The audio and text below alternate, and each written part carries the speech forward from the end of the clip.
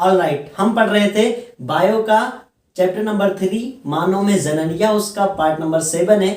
इससे पहले के सभी पार्ट्स और सभी लेसन का लिंक्स जो है वो डिस्क्रिप्शन में मिल जाएगा, तो वहां से जाके प्लीज चेकआउट जरूर करिए। हम पढ़ रहे थे फीमेल गैमीट का निर्माण अर्थात अंडाणु जनन, जिसमें हमने कल पढ़ लिया था कि अंडाणु का निर्माण कैसे होता है, अर्थात इससे पहले वाले पार्ट्स नंबर 6 में हमने ये पढ़ लिया था कि अंडाणु का निर्माण कैसे होता है, जिसमें हमने जाना था कि जो अंडाशय की उपकलीय कोशिका होती है उसकी जो प्राथमिक जर्म सेल या प्राइमरी जर्म सेल होती है वो समसूत्र विभाजन करके अपनी संख्या में वृद्धि करती है और निर्मित करती है oogonia का। oogonia क्या करता है? oogonia पोषक पदार्थों को एकत्रित करके प्राइमरी oocyte का निर्माण कर लेता है। किसका निर्माण कर लेता है? प्राइमरी oocyte का। और प्राइमरी oocyte ही अर्धसूत्री विभाजन करके अंडाणु का निर्माण करते हैं। अर्धसूत्री विभाजन 2 बार होता है। प्राइमरी oocyte पहली बार अर्धसूत्री विभाजन करके सेकेंडरी oocyte का निर्माण करता है, साथ साथ में पोडोसाइट सेल्स का निर्माण भी होता है। और इसके बाद जो सेकेंडरी oocyte है वो द्वितीयक अर्धसूत्री विभाजन करता है और अंडाणु का निर्माण करता है। तो आई थिंक ये बात आपको समझ आ चुकी है कि जो समसूत्री विभाजन होता है वो होता है प्राइमरी जर्म सेल का, और जो अर्धसूत्री विभाजन होता है वो किसका होता है? प्राइमरी oocyte का। तो जो प्राइमरी oocyte है मेनली अंडाणु का निर्माण यहीं से हो रहा है। तो हम देख रहे थे कि जो मादा अंडाणु है वो कैसा होगा, चूंकि अर्धसूत्री विभाजन के फलस्वरूप बना है फीमेल गैमीट, तो कैसा होगा? यह अगुणित होगा। तो लिख लेते हैं जो मादा का अंडाणु होगा, मादा का अंडाणु, ये बात तो आप पहले से ही जानते हैं कि प्रत्येक अंडाशय से एक अंडाणु का निर्माण होता है और यह प्रक्रिया हर महीने बारी बारी से होती है। और इस चक्र को हम क्या कहते थे? मासिक चक्र कहते हैं। तो ये चीजें कंप्लीट तौर पर आप पढ़ चुके हैं। वहां अगर नहीं पढ़ा है तो आप जाके लिंक से डिस्क्रिप्शन में लिंक देखें और वहां से पूरे वीडियो पढ़ें, तभी ये क्लास बहुत अच्छे से आपको समझ आएगी। तो हमने कहा मादा का अंडाणु जो होता है वो अगुणित अर्थात n नंबर ऑफ क्रोमोसोम का अगुणित अंडाकार या गोलाकार लगभग बहुत छोटा होता है, लगभग 0.1 mm व्यास की संरचना होती है। ध्यान से देखिए, इसके सेंटर पॉइंट पर एक बड़ा केंद्रक पाया जाता है जिसे जेनेटिकल आशय या जेनेटिकल वेसाइकल भी बोला जाता है, क्योंकि इसमें क्या होता है, इसी में जितने भी जेनेटिक इंफॉर्मेशन है वो स्टोर होती हैं, तभी जाके मादाओं का जो गुण है वो बच्चे में शो होता है। तो इसके सेंटर भाग में, इसके मध्य भाग में एक बड़ा केंद्रक पाया जाता है जिसमें आनुवांशिक पदार्थ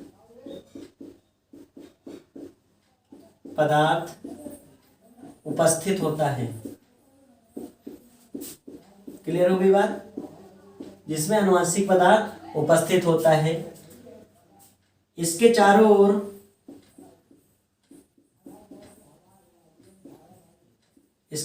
ओर एक बड़ा पीला भाग उपस्थित होता है।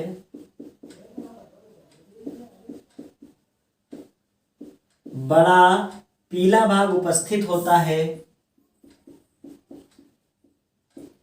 जिसे पीतक, अंग्रेजी में यॉक कहते हैं। यॉक की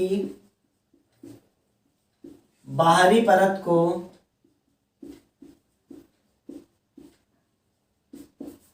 जोना रेडिएटा कहा जाता है। क्या कहा जाता है? जोना रेडिएटा कहा जाता है।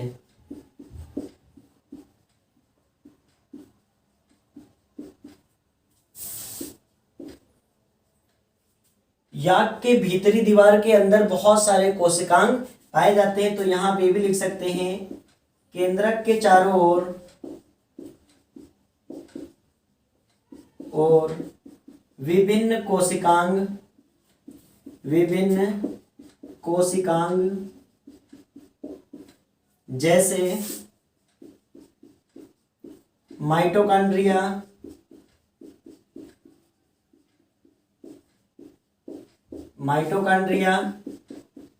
गाल्जी बॉडी उपस्थित होते हैं।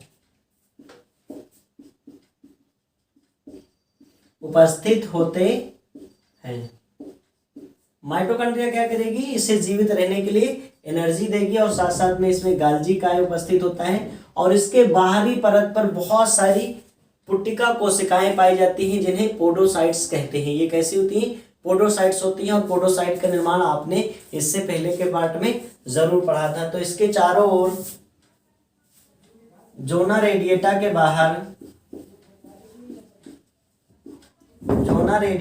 बाहर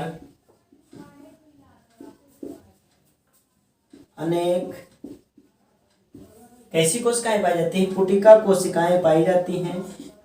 पुटिका कोशिकाएं उपस्थित होती हैं या पाई जाती हैं, उपस्थित होती हैं।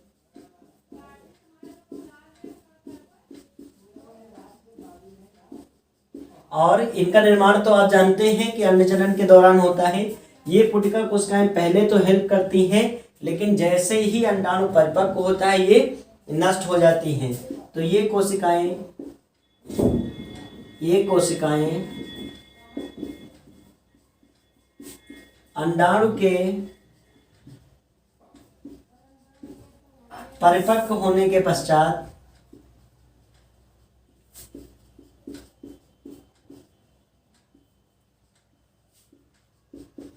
क्या हो जाती हैं, नष्ट हो जाती हैं। क्लियर हो गई बात। तो ये नष्ट हो जाती है। तो ये हो गई अंडाणु की संरचना। अब हम आगे क्या पढ़ेंगे, मैथुन क्रिया पढ़ेंगे। क्योंकि मैथुन क्रिया में क्या होता है कि जो स्पर्म है वो योनि मार्ग में रिलीज होता है और इसके बाद होता है निषेचन क्रिया।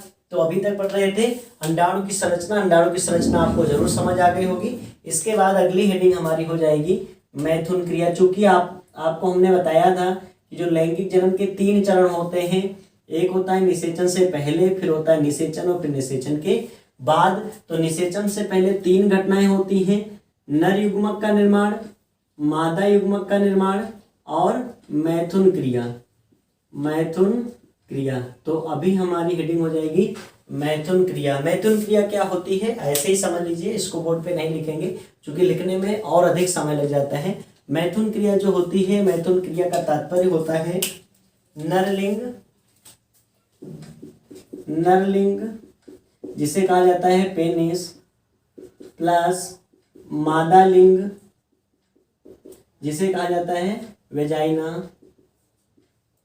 का संपर्क क्या कहलाता है, मैथुन क्रिया कहलाती है। अर्थात नरलिंग और मादा लिंग का संपर्क कहलाता है मैथुन क्रिया। यह एक ऐसी क्रिया होती है जिसमें क्या होता है, जो पेनिस होता है वो इंटर करता है वेजाइनल ट्रैक में पेनिस इंटर करता है। और इसके बाद चूंकि उस समय ऐसी स्टेज होती है कि जो वेजाइनल पार्ट होता है या वेजाइनल ट्रैक होता है वो काफ़ी हीट होता है, मतलब इसकी जो टेम्परेचर है वो काफ़ी ज़्यादा होता है। अधिक टेम्परेचर के कारण भी पेनिस की सतह पर बहुत ज़्यादा इफेक्ट पड़ता है। साथ साथ में जो इसका सेशन मुंड होता है यहाँ पर उपस्थित होती हैं विशेष प्रकार की कोशिकाएं, संवेदी कोशिकाएं उपस्थित होती हैं, जिस पर यहाँ पर घर्षण के कारण एक विशेष प्रभाव उत्पन्न होता है और इस प्रभाव को कहा जाता है कामोत्तेजना। क्या कहा जाता है, कामोत्तेजना। जब कामोत्तेजना अधिक बढ़ जाती है तो क्या हो जाता है, नर का जो बीपी है वो बढ़ जाता है, बीपी बढ़ जाता है, हार्ट रेट जो है वो बढ़ जाती है, पल्स रेट भी बढ़ जाती है। और इसी के साथ साथ जो इजेक्शन होता है किसका, स्पर्म और जो सहायक कोशिकाएं कॉपर ग्लैंड्स आदि सिक्रेट करती थी, उन पदार्थों को मिला करके इससे बनता था सीमेन, और जिसे हिंदी में कहते हैं वीर्य, उसका इजेक्शन हो जाता है। योनि मार्ग में उसका इजेक्शन हो जाता है और इसके बाद ये प्रवेश कर जाता है आगे के ट्रैक में। ठीक है, तो ये बातें तो इससे पहले आप समझ चुके थे। मैथुन क्रिया का तात्पर्य हमने आपको समझा दिया कि नरलिंग और मादा लिंग का आपसी संबंध ही कहलाता है मैथुन क्रिया, जिसमें जो नरलिंग है वो मादा लिंग अर्थात वेजाइना में प्रवेश करता है और कुछ समय के घर्षण के पश्चात कामोत्तेजना बहुत अधिक हो जाती है, जिस कारण जो सीमेन है वो रिलीज होता है और सीमेन में उपस्थित होते हैं, क्या उपस्थित होते हैं, शुक्राणु उपस्थित होते हैं, जिनको कहते हैं स्पर्म। लगभग 99% तो डेथ कर जाते हैं, क्योंकि जो वेजाइनल ट्रैक होता है वो कैसा होता है, एसिडिक होता है। एसिडिक होता है, इसीलिए जो सीमेन होता है वो बेसिक अर्थात क्षारीय होता है। लगभग कितना होता है, 7.3 से 7.5 pH का होता है। और ये जाकर के कुछ तो कंट्रोल करता है, लेकिन बहुत सारे स्पर्म यहीं पर डेड कर जाते हैं। लगभग 1% स्पर्म बचते हैं जो कि आगे चल के मूवमेंट करते रहते हैं, जिसमें से कोई एक स्पर्म जा करके अंडाणु कोशिका में प्रवेश कर पाता है।